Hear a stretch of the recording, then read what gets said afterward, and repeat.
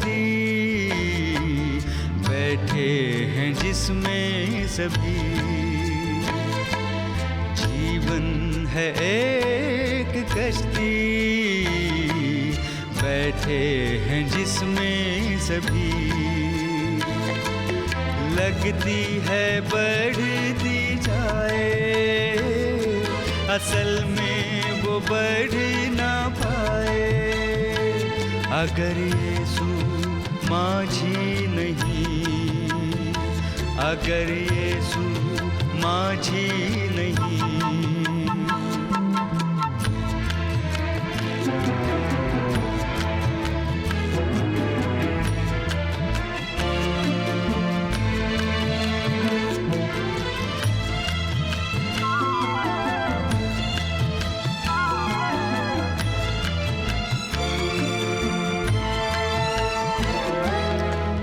चाल आए तूफान आए, घबराए दिल ये मेरा। चाल आए तूफान आए, घबराए दिल ये मेरा। यीशु बनेगा तेरा सहारा, आज़मा ले तू उसको जरा,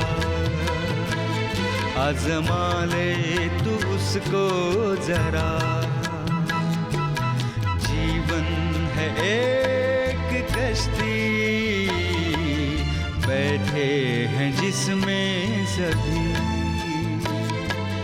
लगती है बढ़ती जाए, असल में वो बढ़ ना पाए।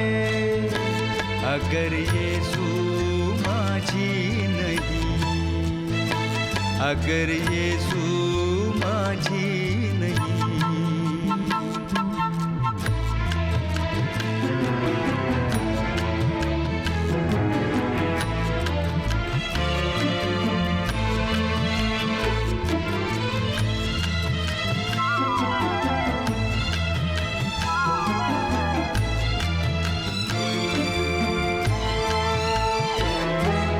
रास्ता कठिन और लंबा सफर हो, छाया हो अंधियारा।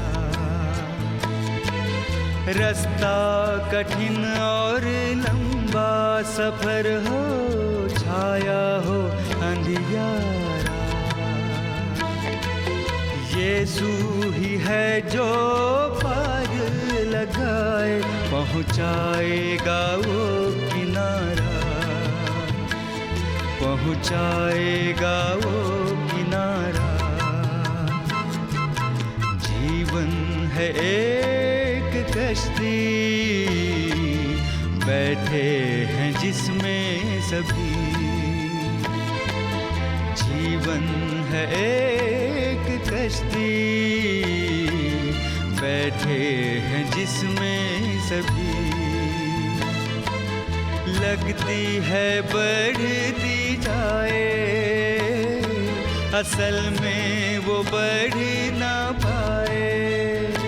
अगर यीशु माझी नहीं, अगर यीशु माझी नहीं, अगर यीशु माझी नहीं।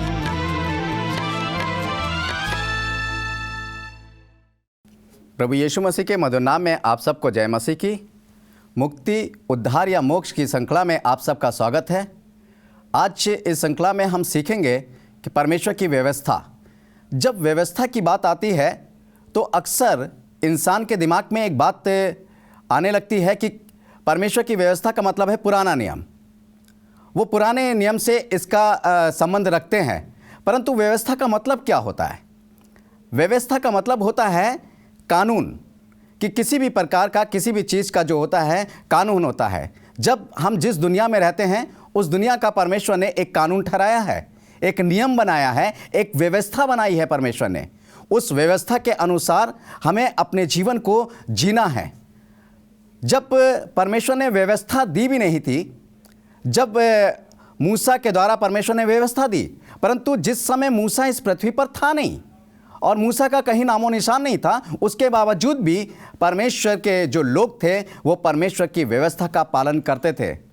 मैं आपसे एक सवाल करना चाहूँगा, हाबिल के पास कौन सी व्यवस्था थी जिसके कारण हाबिल जो था परमेश्वर के पास एक उत्तम भेंट लेकर आया और उसने बलिदान चढ़ाया? हाबिल को किसने ये सिखाया? परमेश्वर के लोगों को किसी भी बात की सिखाने की जरूरत नहीं होती है। वो परमेश्वर की व्यवस्था को आत्मिक रीति से और आत्मिक मन से सब कुछ जानते हैं। मैं आपको बताना चाहता हूं, परमेश्वर ने 10 हुक्म दिए और उन 10 हुक्म को उसने मूसा के समय में दिए। परंतु जब हम परमेश्वर के वचन को पढ़ते हैं, निर्गमन 16 अध्याय और उसके 4 पद में, वहां पर परमेश्वर इजरायलियों को मिस्र से निकालकर जब वो कनान देश की ओर ले जा रहा है, परंतु वो अभी कनान देश पे नहीं, कनान देश तो बहुत दूर है, सीने पर्वत भी दूर है, मगर उससे पहले वो सीन नाम जंगल में प्रवेश करते हैं। और सीन नाम जंगल में प्रवेश करते समय परमेश्वर ने वहां पर उनके लिए आसमान से भोजन बरसाया। परंतु उस भोजन को देते समय परमेश्वर ने एक बात वहां पर कही। वो कौन सी बात थी? आखिर वो बात कैसी थी? मैं आपके सामने पढ़ना चाहूंगा निर्गमन की पुस्तक और उसका 16 अध्याय उसके 4 पद में लिखा हुआ है, तब यहोवा ने मूसा से कहा, देखो मैं तुम लोगों के लिए आकाश से भोजन बरसवाऊंगा और ये लोग प्रतिदिन बाहर जाकर प्रतिदिन का भोजन इकट्ठा करेंगे। इससे मैं उनकी परीक्षा करूंगा कि ये मेरी व्यवस्था पर चलेंगे कि नहीं। ये भोजन बरसाने की कौन सी व्यवस्था थी? ये कैसी व्यवस्था की बात कर रहा है? परमेश्वर ने तो कोई व्यवस्था नहीं दी थी। और ये सीन नाम जंगल में है। सीन नाम जंगल के बाद भी एक पड़ाव है। उस पड़ाव के बाद आता है सीने पर्वत, जहां पर परमेश्वर ने मूसा को बुलाकर अपनी व्यवस्था को दी। परंतु ये इससे पहले किस व्यवस्था की बात कर रहा है? हाँ मेरे प्रिय भाइयों बहनों, मैं आपको बताना चाहता हूं, ये वो व्यवस्था है जो आत्मिक व्यवस्था है, जिसको परमेश्वर ने हमेशा के लिए रखा हुआ है मनुष्यों के लिए। और ये व्यवस्था है कि परमेश्वर का वचन जब आप और आगे पढ़ेंगे, 28 पद को पढ़ेंगे, 26 पद को पढ़ेंगे, 29 पद को पढ़ेंगे और 30-31 पद तक जब आप पढ़ते चले जाएंगे इसी अध्याय के, तो वहां पर लिखा हुआ है कि तुम 6 दिन तो अपना भोजन बटोरना, परंतु 7वें दिन तुम इसको नहीं पाओगे। आखिर वो 7वें दिन क्यों नहीं पाने के लिए कह रहा है?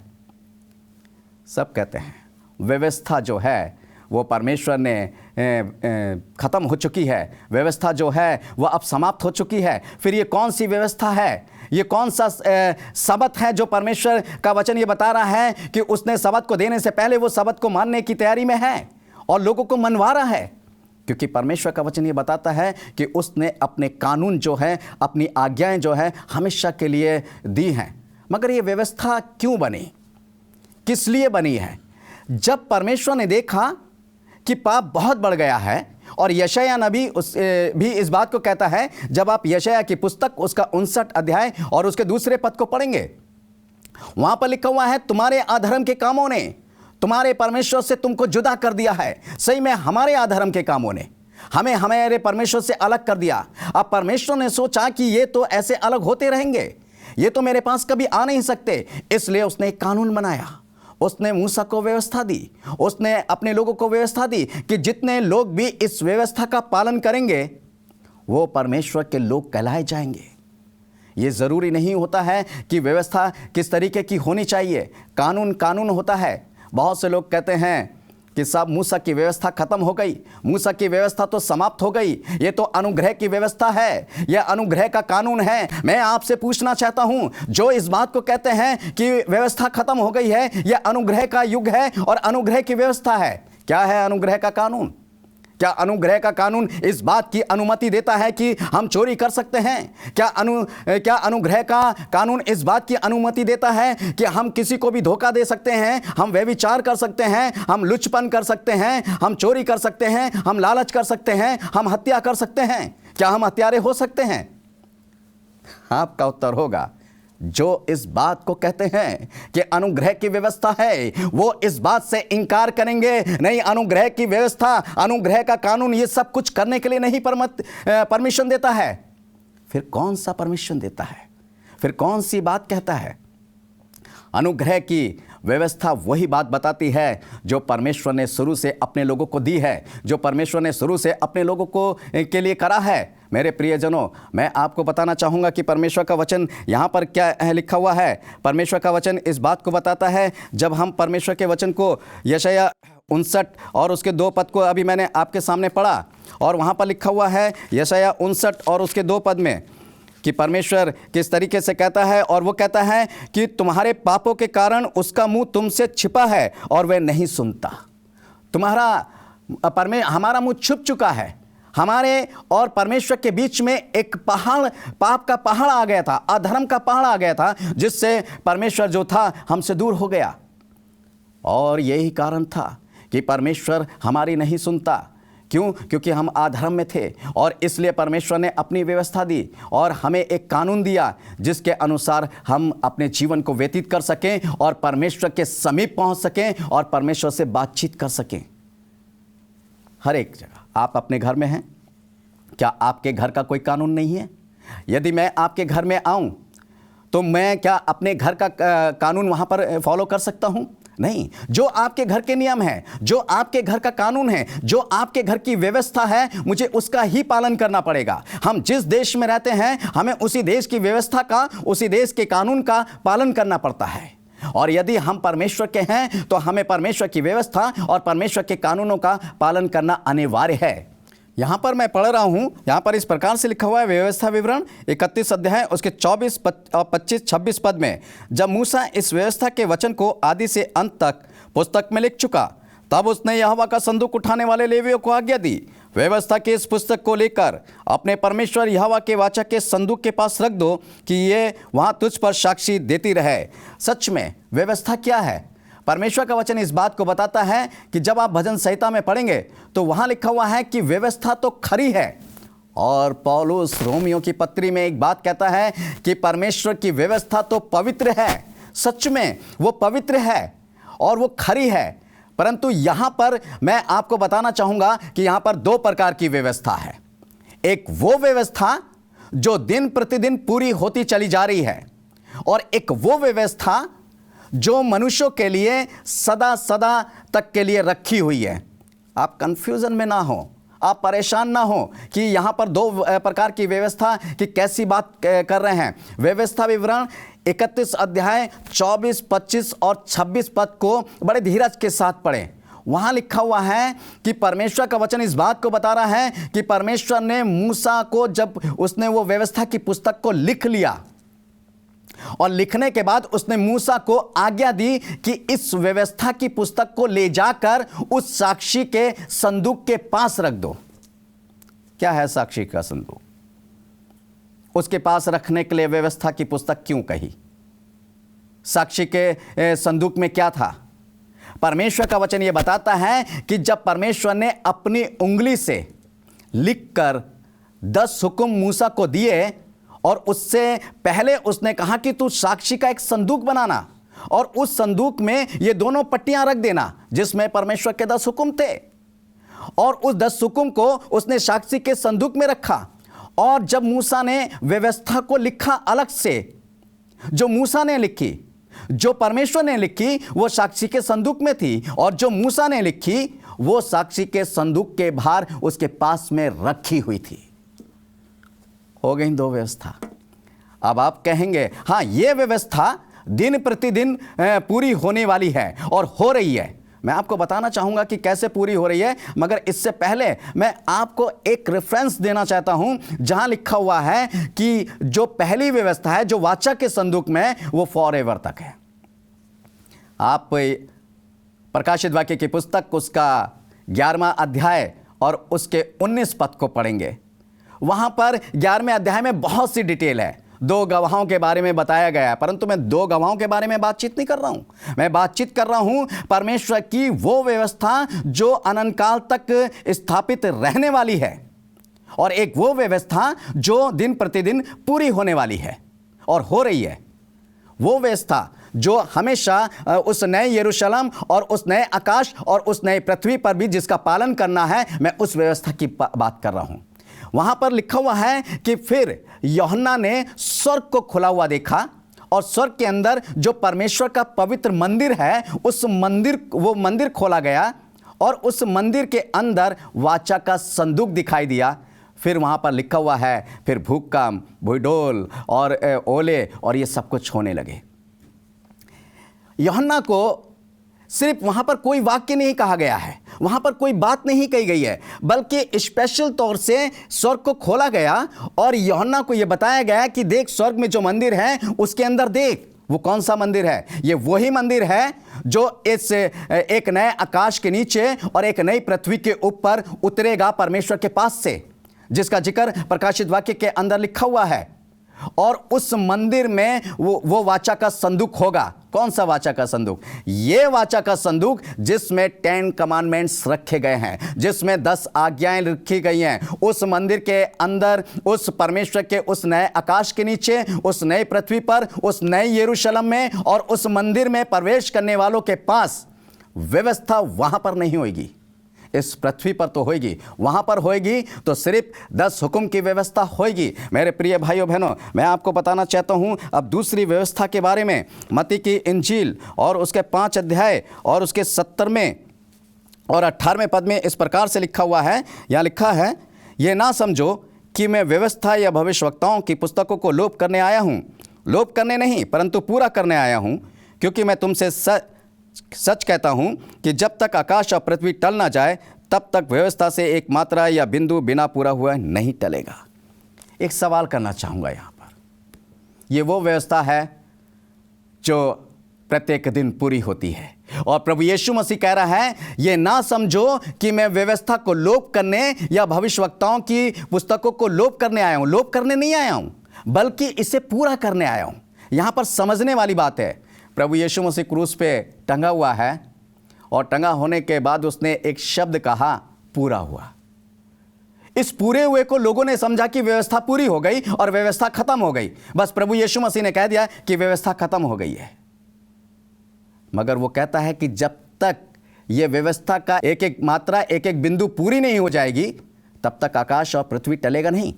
मुझे बताइए, क्या आकाश और पृथ्वी कौन सी सन में टला? क्या आपके पास सन है? क्या आप वो डेट दे सकते हैं मेरे को? क्या आप बता सकते हैं कि किस सन में आकाश और पृथ्वी समाप्त हो गया? किस सन में एक नया आकाश और एक नई पृथ्वी की स्थापना हुई? नहीं मेरे प्रिय भाइयों बहनों, मैं आपको बताना चाहता हूं, ये वही पुराना आकाश और पुरानी पृथ्वी है जिसको परमेश्वर ने बनाया और बनाने के बाद आदम के हाथ में सौंपी थी। यह अभी टली नहीं है। इसका मतलब अभी व्यवस्था का बहुत कुछ पूरा होना बाकी है। फिर प्रभु यीशु मसीह ने वहां पर क्या कहा? प्रभु यीशु मसीह ने वहां पर जो कुछ भी कहा वो झूठ नहीं कहा था। पूरा हुआ है, बहुत कुछ पूरा हुआ है। और प्रभु यीशु मसीह ने बहुत कुछ पूरा किया है। क्या पूरा किया है मैं आपके सामने पढ़ना चाहूँगा। कुलुसियों 2 अध्याय और उसके 14वें पद में यहाँ पर परमेश्वर का वचन इस प्रकार से बताता है। कुलुसियों 2 अध्याय और उसके 14वें पद में यहाँ लिखा हुआ है, और उसी के साथ बपतिस्मे में गाड़े गए और उसी में परमेश्वर की सामर्थ पर विश्वास करके जिसने उसको मरे हुओं में से जिलाया, उसके साथ जी उठे।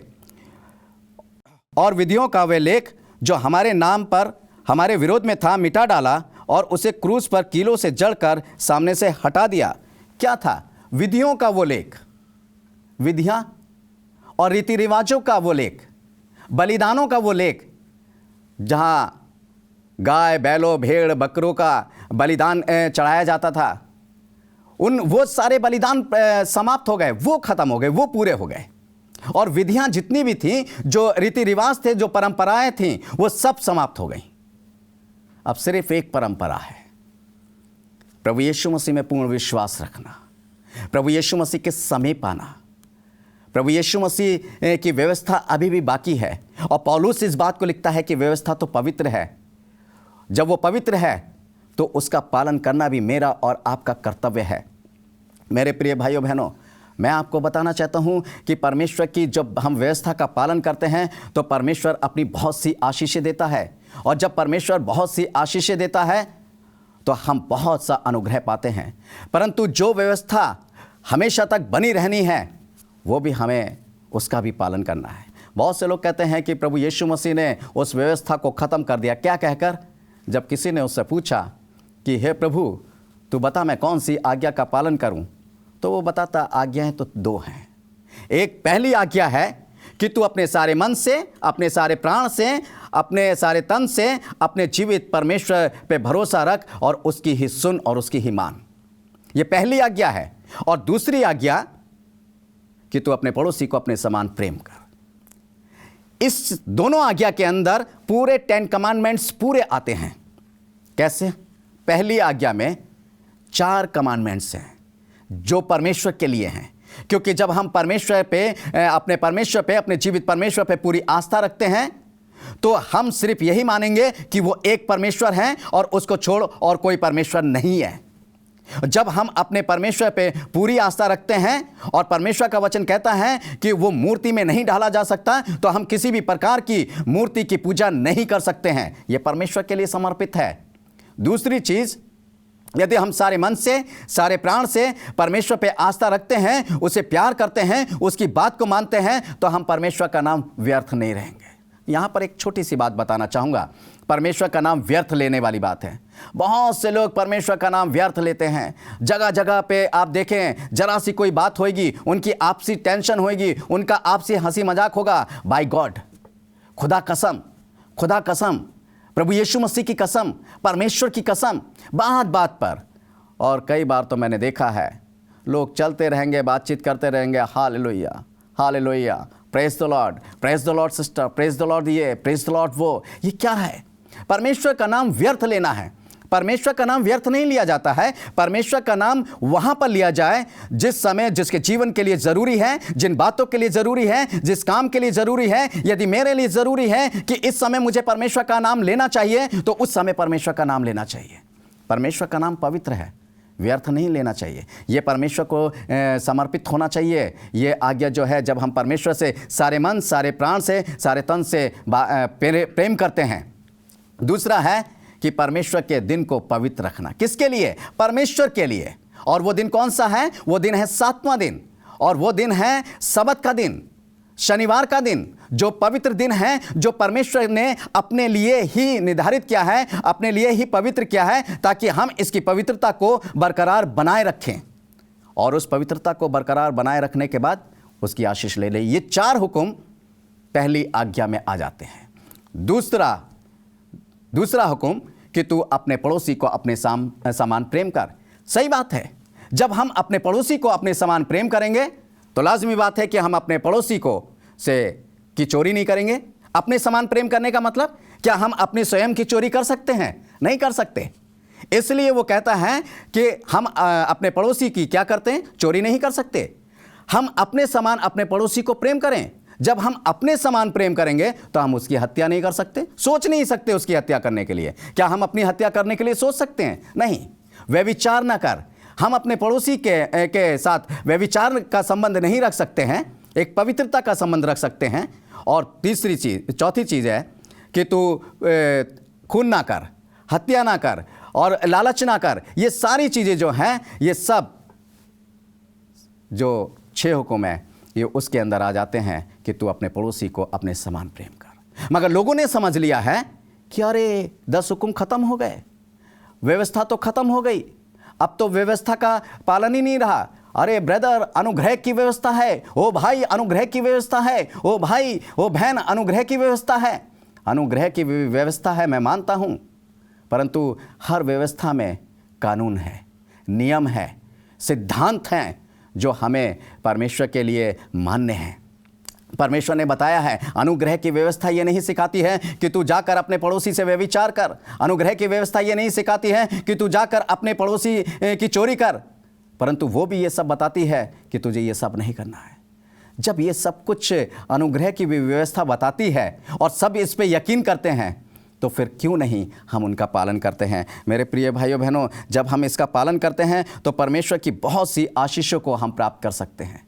और परमेश्वर की आशीषों को प्राप्त करने के लिए हमें चाहिए कि परमेश्वर ने किस पवित्रता के साथ उसको दिया है। इब्राहिम, उसके पास व्यवस्था नहीं थी, परंतु परमेश्वर का यह वचन बताता है कि वो परमेश्वर की आज्ञाओं को मानता रहा। और एक बहुत बड़ी बात लिखी हुई है कि सारी जातियां अपने आप को इब्राहिम का वंश होने के लिए धन्य कहेंगी। क्योंकि वो परमेश्वर की व्यवस्था को मानता रहा। कैसे? मैं आपको बताना चाहूँगा किस तरीके से। जिस समय इब्राहिम लूट का बहुत सा माल लाया तो उसने अपना 10वां अंश किसको दिया? मलकीसिदक को दिया। क्यों दिया मलकीसिदक को? वहाँ पर 10वें अंश की विधि कब थी? कहाँ पर परमेश्वर ने 10वें अंश की विधि ठहराई है? मलाकी 3 अध्याय उसके 10 पद को जब आप पढ़ेंगे तो वहाँ लिखा हुआ है कि सारे 10वां अंश से परमेश्वर के भंडार में ले आओ। मगर ये बात इब्राहिम ने कैसे जानी? परमेश्वर के लोग सब कुछ जानते हैं। परमेश्वर के अपने लोगों से कुछ भी नहीं छुपाता है। परमेश्वर अपने लोगों को सब कुछ, जो परमेश्वर से प्यार करते हैं वो इन बातों की चिंता नहीं करते हैं कि क्या हो रहा, क्या पूरा हुआ है, क्या नहीं हुआ है, बल्कि वो इस खोज में रहते हैं कि परमेश्वर की कौन सी बात है जो परमेश्वर को अच्छी लगती है, परमेश्वर का कौन सा वचन है जिसको मैं अपने जीवन में पूरा करूं और परमेश्वर खुश हो जाए। परमेश्वर इस बात से खुश होता है। मेरे प्रिय भाइयों बहनों, मैं आपको बताना चाहता हूं, आज भी वो दिन है कि हम परमेश्वर को खुश कर सकते हैं और परमेश्वर की व्यवस्था का पालन कर सकते हैं। इन चक्रों में हम ना पड़ें, अपने जीवन को ना फंसाएं कि व्यवस्था पूरी हो गई है, कि आज समाप्त हो गई है। कुछ भी समाप्त नहीं हुआ है। जो कुछ समाप्त हुआ है सिर्फ विधियां, रीति रिवाज और वो लेख सब समाप्त हो गए हैं, परंतु व्यवस्था आज भी बरकरार है और वो पूरी होनी है। जब तक आकाश पृथ्वी बना हुआ है, व्यवस्था बनी हुई है और उसका पूरा होना बाकी है। जिस समय वो व्यवस्था की सारी बातें, एक एक मात्रा, एक एक बिंदु पूरी हो जाएगी, उसके बाद आकाश और पृथ्वी टल जाएगा। और जब आकाश और पृथ्वी टल जाएगा तब एक नई व्यवस्था फिर से आएगी। और वो धार्मिकता की व्यवस्था वही व्यवस्था है जो 10 कमांडमेंट्स परमेश्वर ने मुझे दिए। तो आइए उस व्यवस्था का पालन करें, उस अनुग्रह की, उस पवित्रता की व्यवस्था को हम अपने हृदय में बनाए रखें कि किसी का बुरा ना सोचें। आइए प्रार्थना करेंगे। हे स्वर्ग और पृथ्वी के सृष्टिकर्ता परमेश्वर यहोवा, एक बार फिर से हम तेरे अनुग्रह के सिंहासन के पास आते हैं और तुझसे ये प्रार्थना करते हैं प्यारे प्रभु जी कि दुनिया की इन बेकार की बातों से प्यारे प्रभु हमारे जीवन को निकाल, हमारी सोच को निकाल। हम सिर्फ वही बात जाने जो तेरा वचन सिखाता है प्यारे प्रभु, और तेरी व्यवस्था का पालन कर सकें। पिता परमेश्वर, उन व्यवस्था का भी जो पूरी हो रही है और उस व्यवस्था का भी जो अनंत काल तक तूने रखी हुई है प्यारे प्रभु जी, दोनों का पालन करते हुए पिता परमेश्वर तेरे राज में प्रवेश करने वाले बन सके। हर एक पे तेरी आशीष होने पाए। ये प्रार्थना मसीह यीशु के नाम से मांगते हैं, आमीन।